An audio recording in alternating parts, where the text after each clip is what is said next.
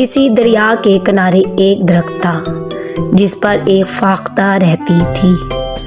اتفاق سے اس درخت پر شہد کی کچھ مکھیاں بھی رہتی تھیں۔ ایک دن شہد کی ایک مکھی دریا پر پانی پینے آئی اور اس میں گر پڑی اور پانی میں ڈبکیاں کھانے لگی۔ فاختہ درخت پر بیٹھی یہ منظر دیکھ رہی تھی۔ اسے شہد کی مکھی پر بہت رحم آیا۔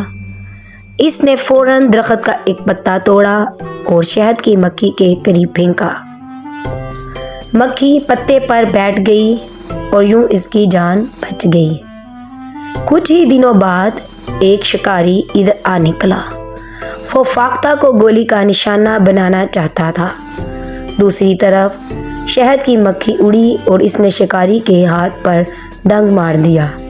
شکاری کا نشانہ چونک گیا اور فاختہ وہاں سے صحیح سلامت اڑ گئی۔ اس کہانی سے ہمیں یہ سبق ملتا ہے، نیکی کا بدلہ نیکی، احسان کا بدلہ احسان۔